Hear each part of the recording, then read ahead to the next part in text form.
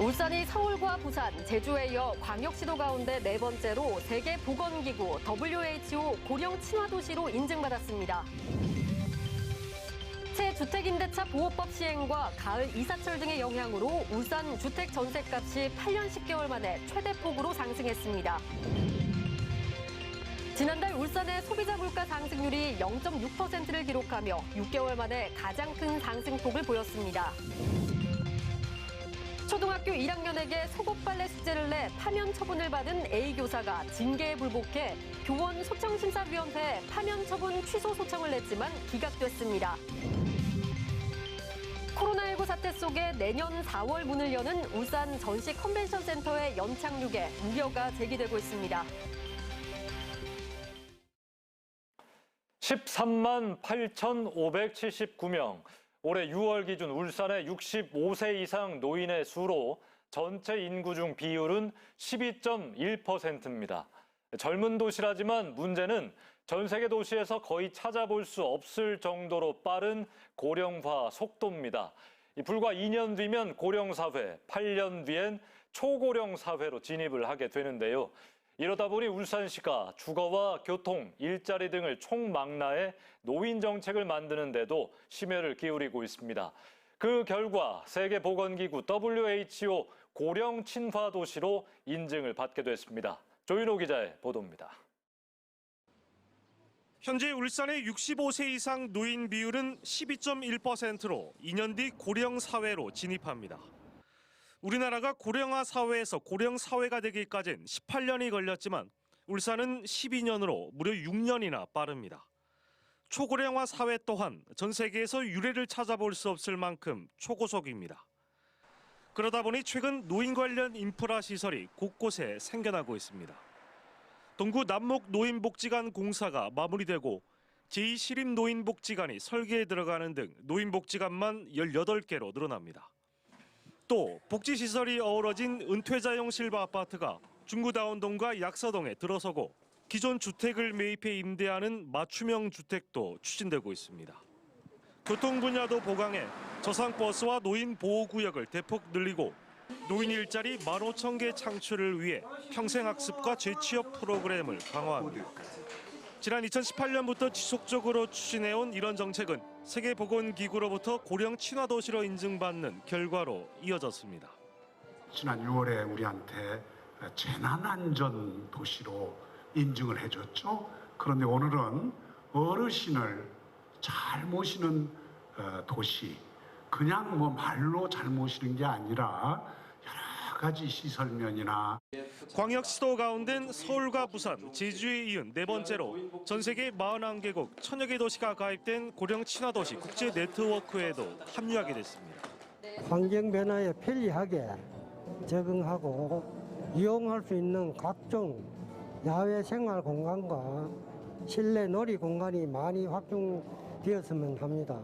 그리고 이동에 편리한 교통 체계나 편리한 주거 환경이 마련되었으면. 노인을 위한 도심을 국제적으로 인정받았지만 남아있는 과제는 적지 않습니다. 아직도 상당수 노인 관련 사업이 예산 부족으로 진척을 보지 못하고 있는 현실입니다. UBC 뉴스 조윤호입니다. 울산 전시 컨벤션 센터가 내년 4월 개관을 앞두고 코로나19라는 예상치 못한 암초를 만났습니다. 전시 컨벤션 산업은 많은 사람들의 참여를 전제로 하는데 이게 근본부터 흔들리고 있는 겁니다. 김진구 기자입니다. 두 번째입니다. 내년 4월 개관을 앞둔 울산 전시 컨벤션 센터가 웅장한 모습을 드러낸 채 막바지 공사가 한창입니다. 개관 행사인 국제 수소 에너지 전시회를 시작으로 안전산업 위크, 3D 프린팅 전시회 등 10여 개 행사가 확정되면서 순조로운 출발을 예고하고 있습니다. 하지만 코로나19라는 예기치 못한 대형 악재가 장기화되면서 울산시가 심각한 고민에 빠졌습니다. 전시장은 최대 7,000명, 회의장은 1,000명 이상의 참관을 전제로 행사들이 기획됐지만 코로나 사태로 계획 수정이 불가피합니다. 센터 구축 단계에서부터 코로나에 필요한 방역 장비를 구축 중에 있습니다. 그리고 행사 개최 시에는 정부의 코로나 대응 지침에 따라 자체 세부 운영 계획을 현재로선 코로나가 언제까지 계속될지 예단하기 힘들지만 자칫 행사 취소나 축소도 고려해야 하는 상황.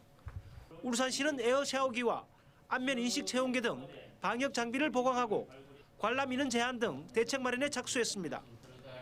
여기에 화상이나 영상 지원 시스템을 구축하고 비대면 행사장을 조성하는 등 포스트 코로나 시대에도 대비하고 있습니다.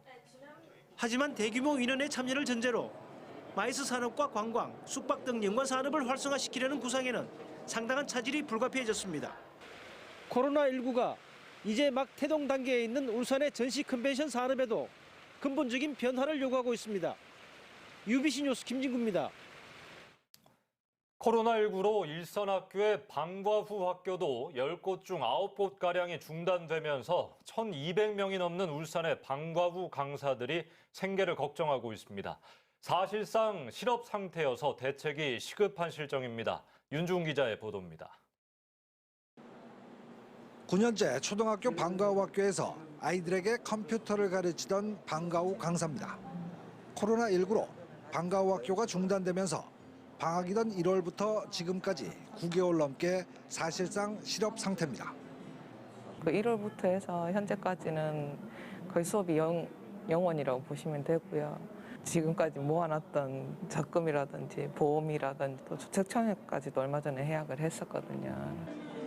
실제 전국 방과 후 강사 노조가 의뢰한 조사 결과 수입은 216만 원에서 13만 원으로 줄었고 90%는 사실상 실업 상태라고 생각했으며 10명 중 4명가량은 고용대응 지원금 대상에서도 제외됐다고 답했습니다.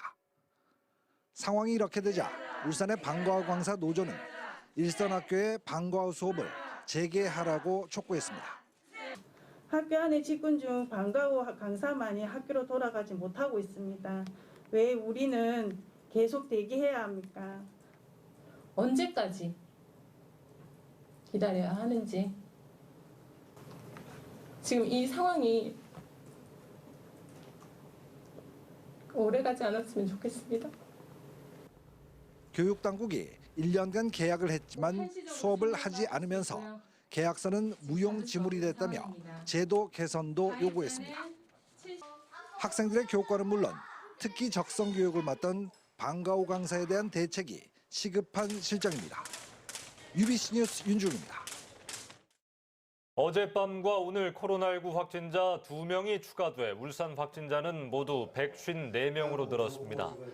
154번 확진자는 중구에 거주하는 26살 여성으로 우간다에서 1년간 체류하다 지난 2일 입국한 뒤 양성 판정을 받았습니다. 153번 확진자는 울주군 거주 대학생인 19살 남성으로 앞서 아버지인 부산 450번과 어머니인 울산 148번 등에 이어 확진돼 가족 모두가 확진 판정을 받았습니다. 한편 추석 연휴 마지막 날인 지난 4일 대전 362번과 접촉한 울산 거주 일가족 3명이 한꺼번에 확진된 데 대해 울산시는 정확한 감염원을 찾기 위해 GPS 조사 등을 벌이고 있다고 밝혔습니다. 아이가 다니는 학교 근처에 성범죄자가 살고 있다면 불안할 수밖에 없을 텐데요. 울산 지역 유치원과 초중고 전체 학교를 조사해보니 반경 1km 이내에 성범죄자가 살고 있는 곳이 절반이 넘었습니다. 배대원 기자입니다. 울산의 한 초등학교. 이 학교 인근엔 지난 2017년 미성년자를 강제 추행한 30대 A씨가 살고 있습니다. 이 학교를 포함해 A씨 집 반경 1km 이내엔 초등학교 2곳과 중학교 1곳도 자리 잡고 있는 상황. 어린 자녀를 둔 학부모들은 불안함을 감추지 못합니다. 저는 2명의 딸을 데리고 있는 엄마니까 불안하지만 어떻게 해야 될지는 모르겠어요. 여기에 산다라고 그런 우편물을 받긴 하는데. 여성가족부 조사 결과 울산 지역 유치원과 초중고 등 442개 학교 중 절반이 넘는 254개 학교 인근에 성범죄 전력이 있는 사람이 거주하는 것으로 나타났습니다. 이 중 반경 1km 이내에 성범죄자 1명이 거주하는 경우가 100곳, 2명 거주 55곳, 6명 이상 거주하는 학교가 33곳에 이릅니다. 또 기관별로는 유치원이 116곳으로 가장 많았고 초등학교 74곳, 중고등학교가 각각 31곳이었습니다. 미국의 경우 성범죄자의 거주지를 학교 등로부터 일정 거리 밖으로 제한하는 일명 제시카법을 시행하고 있지만 우리나라는 현행법상 거주지 제한 규정이 없습니다. 전문가들은 범죄 예방을 위해선 우선 정보 접근이 쉬워져야 한다고 말합니다. 되게 관심 있는 사람들이나 사이트 들어가서 보지 대부분의 사람들은 잘 안 보거든요. 그러니까 잘 몰라요. 그런 정보에 대한 것들 잘 알 수 있게끔. 또 성범죄는 재범률이 높고 계획적인 경우가 많은 만큼 범죄 전력자에 대한 철저한 관리 감독이 필요하다고 덧붙였습니다. UBC 뉴스 배대원입니다.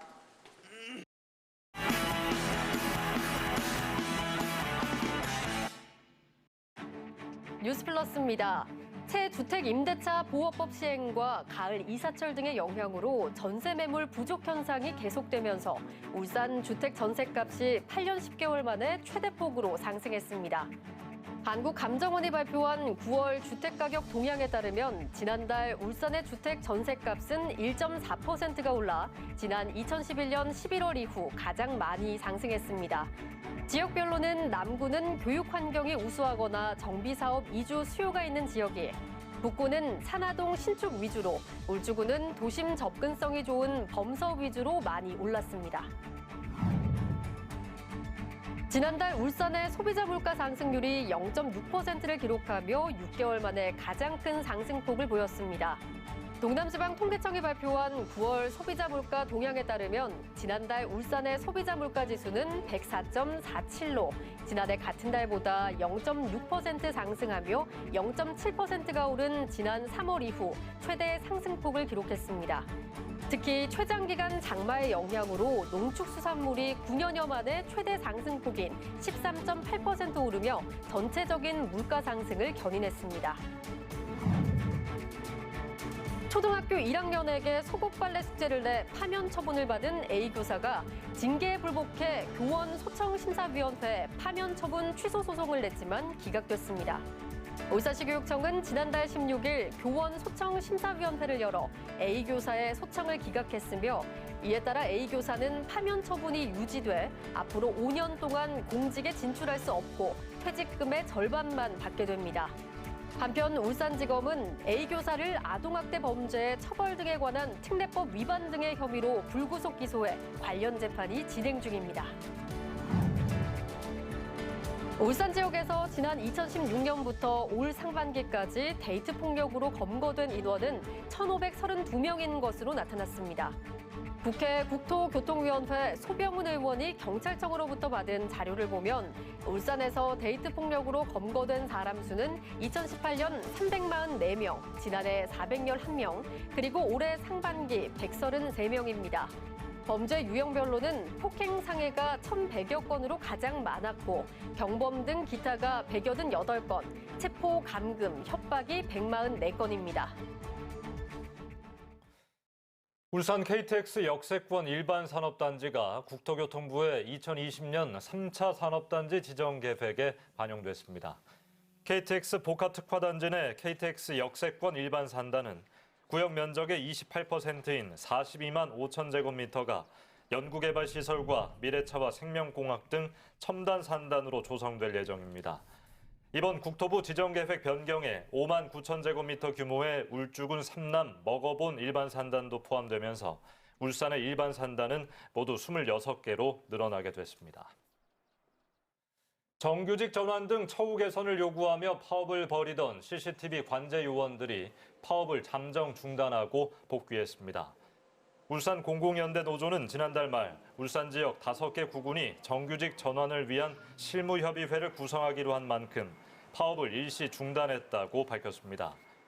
하지만 오는 13일 열리는 구청장 군수협의회에서 정규직 전환을 위한 협의회 구성 등 기본적 계획이 확정되지 않으면 파업을 재개할 것이라고 설명했습니다. 내일 시작되는 국회 국정감사 기간, 울산에서도 주요 기관들이 감사를 받습니다. 울산시와 울산경찰청에 대한 방문 국정감사는 오는 22일 오전과 오후 울산시청과 울산지방청에서 각각 실시됩니다. 또 16일 울산지방법원과 울산지방검찰청에 대한 국감은 코로나19 확산 방지를 위해 국회 안에서 진행되며 울산과학기술원과 울산항만공사, 근로복지공단, 한국산업안전보건공단, 한국산업인력공단에 대한 국감도 20일 국회 안에서 열립니다. 이 밖에 오는 13일에는 국회 문화체육관광위가 반구대 암곽화를 방문해 보존 대책을 촉구할 계획입니다. 울산지방법원이 누범 기간 경미한 절도를 저질러도 최소 실형을 선고하게 한 법률 조항이 위헌 소지가 있다며 위헌 법률 심판을 제청했습니다. A씨는 지난해 6월 울산 남구의 한 가게에서 아이스크림 수십 개를 훔치는 등의 혐의로 기소됐으며 비슷한 범죄로 5차례 징역형을 선고받아 복역했습니다. 재판부는 특정 범죄 가중처벌 등에 관한 법률의 절도죄 관련 가중처벌 조항에서 3번 이상 징역형을 받은 사람이 다시 범죄를 저지를 경우 2년 이상 20년 이하 징역에 처한다는 규정이 생계형 범죄거나 피해액이 적은데도 징역형만 적용하는 건 적합하지 않다고 판단했습니다. 지난해 울산 지역 고등학생의 1%가 학업을 중단했으며 학업 중단율은 해마다 조금씩 높아진 걸로 나타났습니다. 국회 교육위원회 박찬대 의원이 교육부로부터 받은 자료에 따르면 지난해 울산의 고교생 33,800여 명 가운데 325명이 학업을 중단했으며 학업 중단율은 2015년 0.77%에서 조금씩 높아지고 있습니다. 학업 중단 이유는 학교 부적응으로 인한 자퇴가 가장 많았고 해외 출국과 학업, 질병과 퇴학 순을 보였습니다. 혁신도시 이전 공공기관 온라인 합동채용 설명회가 내일 개막해 다음 달 30일까지 이어집니다.